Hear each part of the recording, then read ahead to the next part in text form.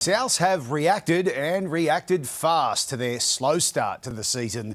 Back-to-back losses seeing their great halfback hope, Lachlan Ilias, dumped for Friday's crunch match with the Roosters. It comes as their coach is under fresh fire with claims he doesn't follow through on promises. 2 losses to open the season and Dean Hawkins has been tossed into the hot seat.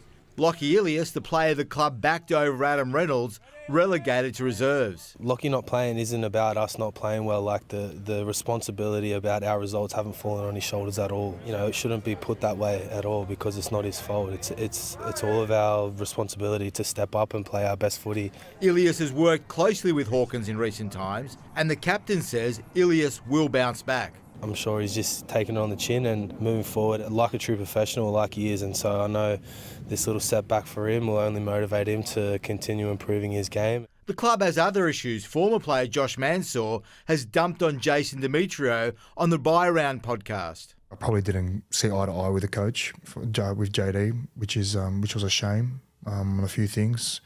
I don't know, we just didn't have a good rapport. I feel like every time he spoke to me, he didn't kind of live up to what he was saying. The final insult for Mansour, the way he found out he was not wanted by the club. We're in the video room and they say, oh, we're going to put on a little farewell video for the guys that are leaving and I want to thank them for their time. And then I was the first one there. I didn't even know that I was leaving. I was the first one on the clip, like my highlights, and I was just like, I wasn't surprised with all the stuff that happened before. Cam, how's the coach coping with all the heat? There's a fair bit on him as well. Yeah, he's fine. We came in this morning, a smile on his face, and he's really energetic and positive. As far as we're concerned, within our 4 walls, there's no heat. Not even from Latrell Mitchell's potty-mouth post-match interview. New boy Jack Whiten saying the solution is in the team's new swear jar. Is Latrell in charge of that? Because he's usually in charge of the fines. Isn't he the sheriff around town? We can't trust him too much with the swear jar, he'll rob it, so I'll look after that one. Is he the biggest contributor? I can't let you in on too much on that information either. Danny Weidler, 9 News. The Rabbitohs rivals have also been forced into a major halves reshuffle. Roosters 5'8", Luke Keary sidelined after suffering another concussion against the Seagulls. It's a sight no one wants to see. He's had a history of head knocks. But in the 24 hours after the head injury, there have been some positive signs for Luke Keary. Obviously, caught one late there and he came back on the bus. He was able to drive home, so it wasn't too bad. Unfortunately, with Keary's history of head knocks and a short turnaround, he's unable to play.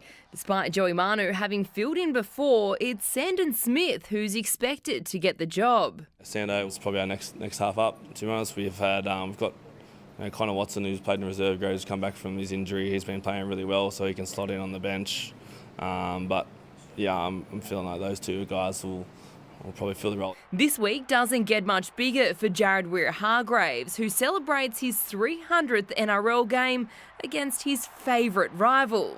It's funny, I mean, you got suspended for 7 games and now it's just landed on this game, so it's funny how that works, but I know Jared, it's a massive milestone and we'll definitely celebrate that, but he'll just want to go to work and lead from the front as he always does. One player who's just learning about the rivalry is new chook Dom Young, but he's been filled in quickly. I know it's going to be fireworks, so I'm looking forward to it, but yeah, I don't really know what to expect, but yeah, I can't wait.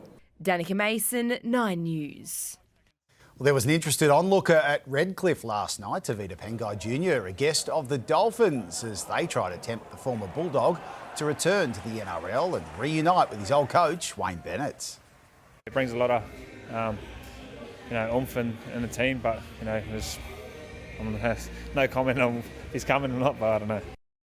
Jeremy Marshall-King is recovering from a brutal falcon, but says he's fine. Instead, it was Shane Flanagan who woke up with the biggest headache after the Dragons were thrashed 38-0.